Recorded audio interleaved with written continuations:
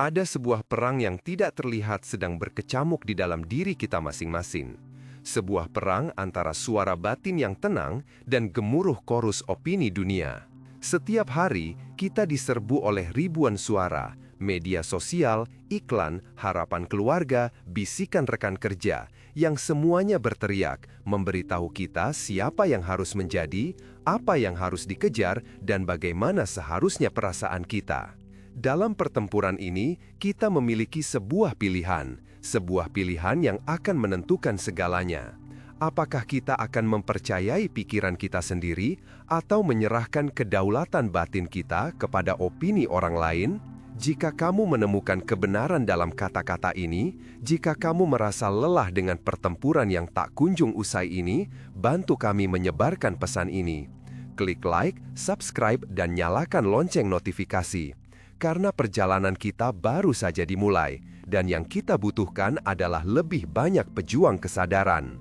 Mari kita mundur sejenak. Bayangkan sebuah benteng di dalam diri Anda, sebuah ruang yang tak tersentuh, di mana tidak ada suara luar yang bisa memasuki tanpa izin Anda.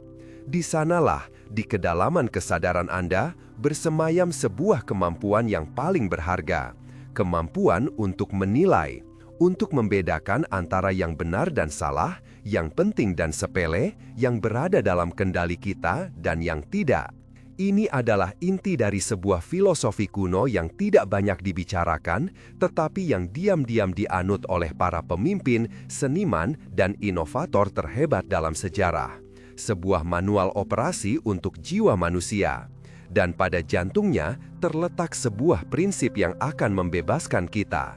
Hanya ada satu hal yang sepenuhnya berada dalam kendali kita, penilaian, judgement kita sendiri. Segala sesuatu yang lain, tubuh kita, reputasi kita, harta benda kita, dan yang paling relevan, apa yang dipikirkan orang lain tentang kita, semuanya berada di luar kendali kita. Mereka adalah fenomena eksternal seperti angin dan hujan. Apakah Anda akan membuang-buang energi karena marah pada awan yang mendung? Tentu tidak, Anda menerimanya. Anda mungkin membawa payung, tetapi Anda tidak mencoba mengendalikan langit. Namun, lihatlah apa yang kita lakukan dengan opini dunia. Kita membiarkan komentar orang asing di internet menentukan harga diri kita. Kita membiarkan penolakan seorang kekasih menghancurkan rasa percaya diri kita. Kita membiarkan standar kesuksesan yang ditetapkan oleh masyarakat membuat kita merasa gagal. Kita seperti orang yang terus-menerus berteriak pada langit, memohon agar hujan berhenti, bukannya sekedar memakai jas hujan dan melanjutkan perjalanan. Mengapa kita melakukan ini? Karena kita telah melupakan bagaimana caranya mempercayai satu-satunya kompas yang tidak pernah salah, pikiran kita yang telah dilatih dan disucikan oleh kebijaksanaan. Mari kita lihat bagaimana seorang praktisi sejati dari jalan kuno ini membangun kepercayaan yang tak tergoyahkan ini. Ini adalah sebuah disiplin, bukan sebuah tips cepat. Langkah pertama, dokimazein, seni menginterogasi setiap kesan. Sebelum kita mempercayai sebuah pikiran, sebelum kita menerima sebuah keyakinan, kita harus menahannya di pintu gerbang kesadaran dan menginterogasinya seperti seorang penjaga benteng yang curiga. Ketika sebuah perasaan cemas muncul karena seseorang mungkin tidak menyukai kita, kita berhenti. Kita bertanya, bukti apa yang benar-benar kumiliki bahwa ini benar? Apakah ini berdasarkan fakta atau pada ketakutan dan keraguan diriku sendiri? Bahkan jika ini benar, apakah keyakinan ini melayani diriku? Apakah ini membantuku menjadi lebih bijaksana dan lebih kuat? 9 dari 10 kali, Anda akan menemukan bahwa fakta yang membuat Anda menderita hanyalah sebuah interpretasi. Sebuah cerita yang Anda tulis sendiri berdasarkan ketidakpastian. Dengan menginterogasi setiap kesan, Anda mengambil kembali kendali atas narasi hidup Anda. Anda berhenti menjadi korban dari cerita yang ditulis oleh orang lain atau bahkan oleh ketakutan Anda sendiri.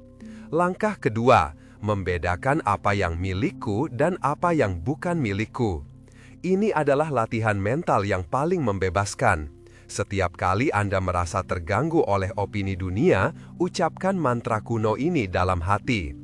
Tubuhku bukanlah milikku yang sejati, ia bisa jatuh sakit dan akan binasa. Reputasiku bukanlah milikku, ia dibangun di atas penilaian orang lain yang berubah-ubah. Kekayaanku bukanlah milikku, ia bisa hilang dalam sekejap. Lalu alihkan pandangan Anda ke dalam, sentuhlah apa yang benar-benar milik Anda. Penilaianku, inilah milikku. Impulskulah yang terdorong untuk bertindak, inilah milikku. Nilaiku, karakternya, tindakanku, inilah milikku. Dengan berlatih memusatkan perhatian hanya pada apa yang milikmu, Anda membangun kekebalan terhadap racun opini dunia. Pujian tidak akan membuat Anda lenah, kritik tidak akan membuat Anda hancur. Anda berdiri di atas fondasi yang tidak dapat dihancurkan oleh siapapun. Langkah ketiga, mencari pengakuan dari satu-satunya hakim yang penting, diri sendiri yang bijaksana.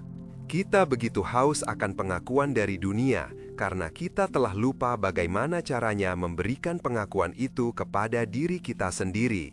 Kita mencari validasi eksternal karena kita telah mengabaikan pengadilan internal. Seorang praktisi sejati tidak bangun di pagi hari dan bertanya, "Apa yang orang lain pikirkan tentang saya?" Dia bangun dan bertanya, "Bisakah saya hari ini menjadi lebih berani daripada kemarin? Bisakah saya lebih adil? Bisakah saya menghadapi kesulitan dengan ketabahan?"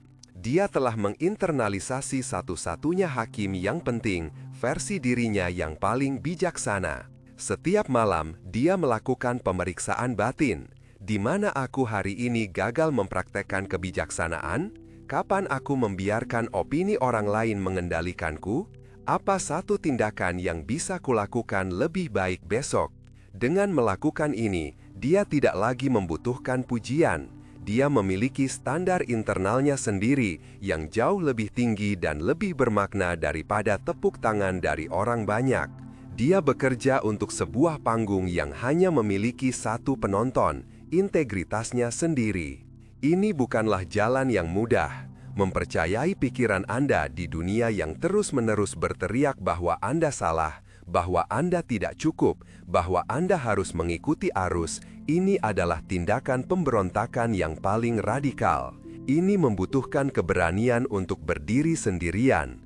Ini membutuhkan disiplin untuk terus-menerus mengarahkan pandangan ke dalam. Ini membutuhkan kejernihan untuk membedakan suara kebijaksanaan dari desisan racun ketakutan. Tapi inilah yang ditawarkan oleh jalan kuno ini, sebuah kebebasan yang tidak dapat diberikan oleh siapapun dan tidak dapat diambil oleh siapapun. Ketenangan yang tidak bergantung pada kondisi eksternal. Kekuatan untuk akhirnya menjadi tuan atas nasib Anda sendiri, kapten dari jiwa Anda sendiri. Jadi, lain kali Anda merasakan desakan untuk memeriksa likes, untuk mengkhawatirkan gosip, untuk mengubah diri Anda agar sesuai dengan harapan orang lain, berhentilah. Tarik nafas dalam-dalam, sentuh benteng di dalam diri Anda, dan ajukan pertanyaan yang akan mengubah segalanya. Apakah ini milik saya? Jika tidak, lepaskan, serahkan pada angin. Percayalah pada pikiran Anda yang terlatih, pada kompas batin Anda yang telah disetel oleh kebijaksanaan. Karena di sanalah dan hanya di sanalah Anda akan menemukan diri Anda yang sebenarnya. Dan itu adalah satu-satunya opini yang pada akhirnya akan pernah penting.